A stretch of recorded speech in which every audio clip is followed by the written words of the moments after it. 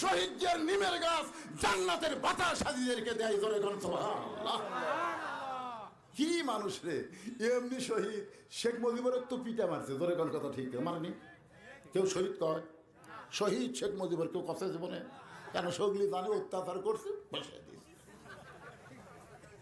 অত্যাচার করছে বসে দিছে, সব দল বাদ দিয়ে বাকশাল কায়েম করছে। কথা কথা কর না কেন ভাই? যারা হত্যা করছে সবগুলো হলো মুক্তিযোদ্ধারে,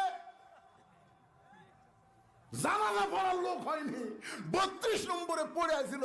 শেখ হাসিনা বারবার আফসোস করে কথা, তোর কথা ঠিক কি? একটা লোকও কয় না শহীদ শেখ মুজিবুর, কেউ কয় না, কারণ জানে বাটাম ফাটা। জরিকার জানে কি বাটাম ফাটে দিয়েছে। আর জিয়াউর রহমান বাংলাদেশের কেউ কয় না, সবাই বলে শহীদ জিয়া।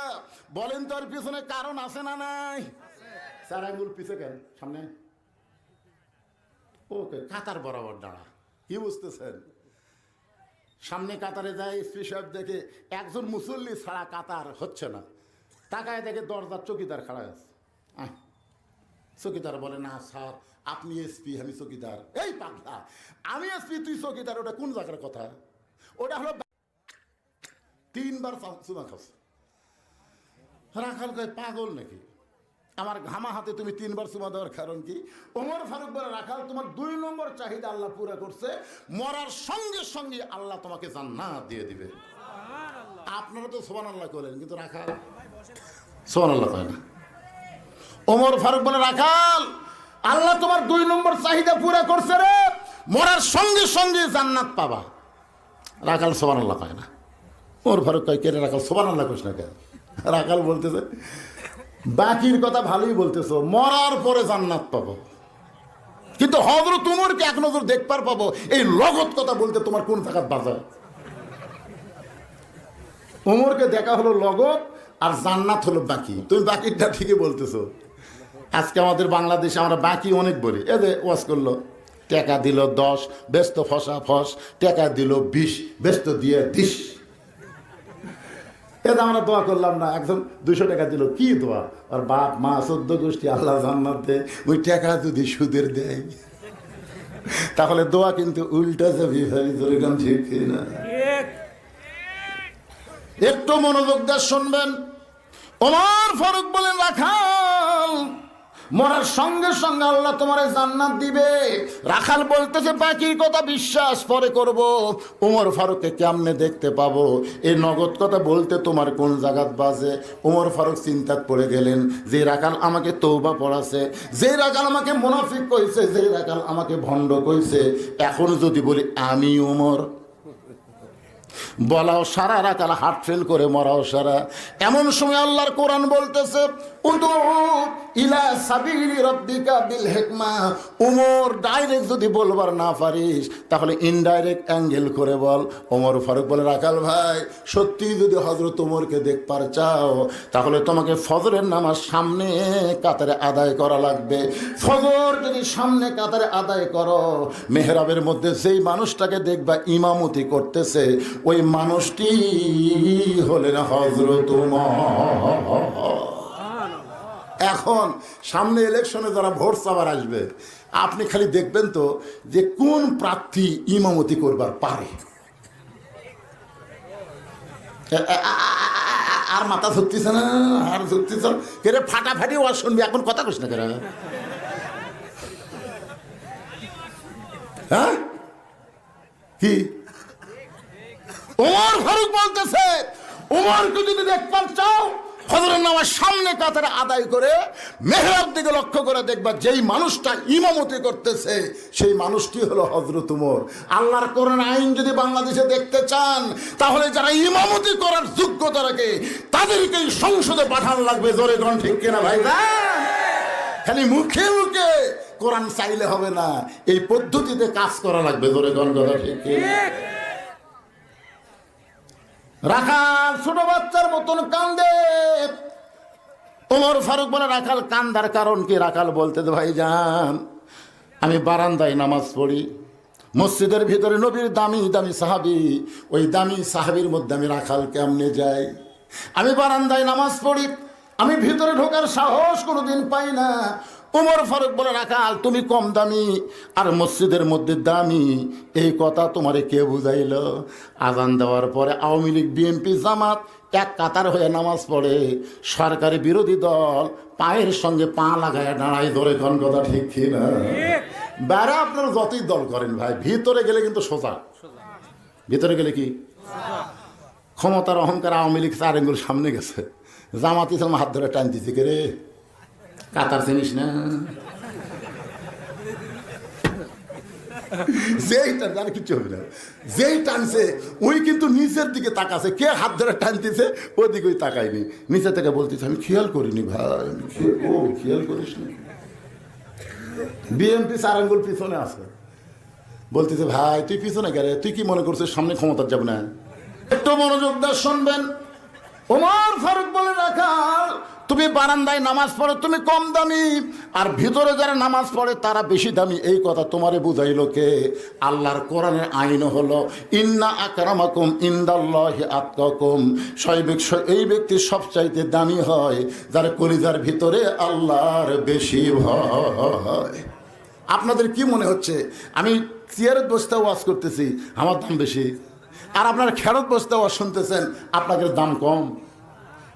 না, এটা তাকওয়ার ভিত্তিতে কে দামি কে কম দামি এটা নিরূপণ হবে তাকওয়া। জোরে বলেন নাম কি?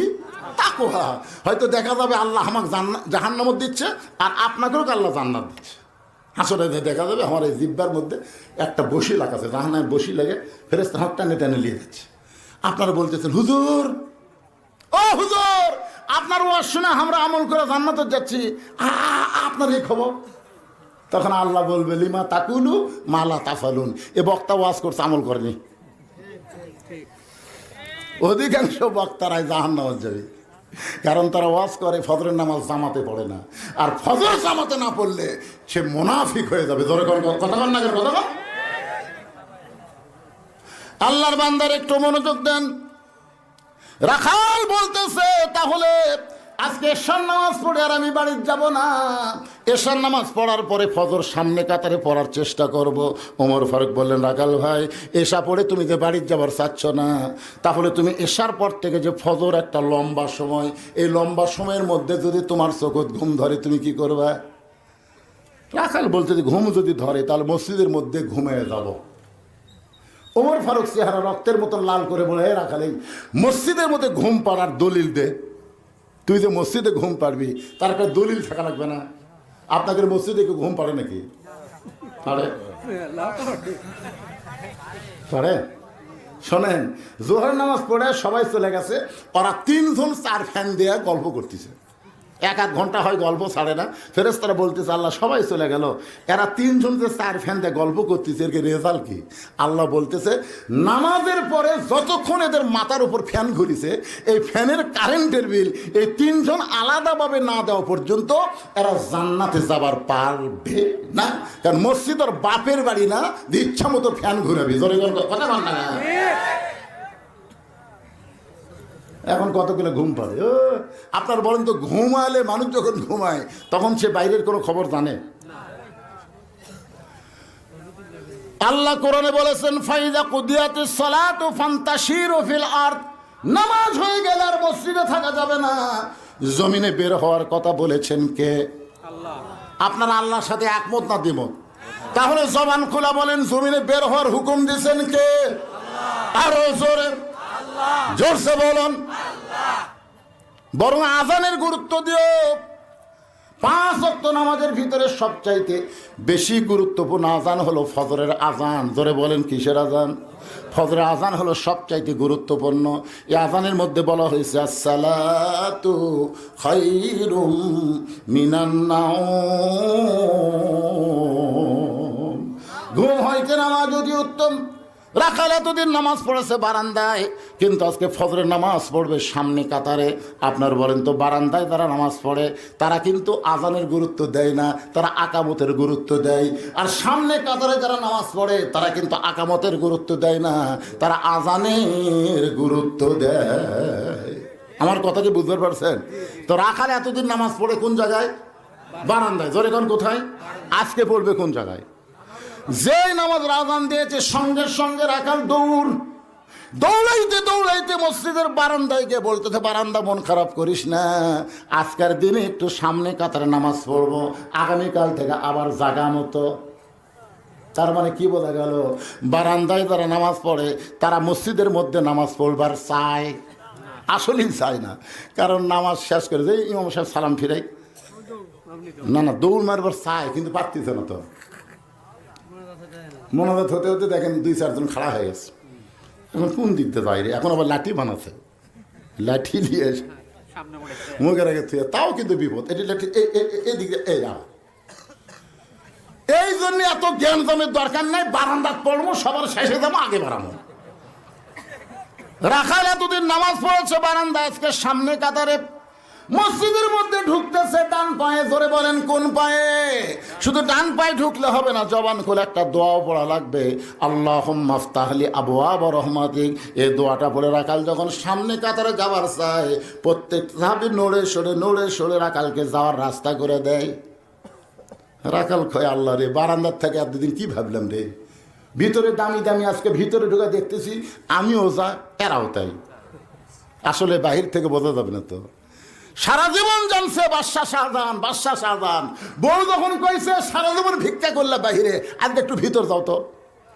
বইয়ের কথা মতো ফকির ভিতরে যায়, দেখে বাদশাহ শাহজাহান 2 হাত তুলে কান দিচ্ছে, ও বাদশার বাদশাহ, তোমার দরবারে আমি ফকির। ফকির কয়, কে রে?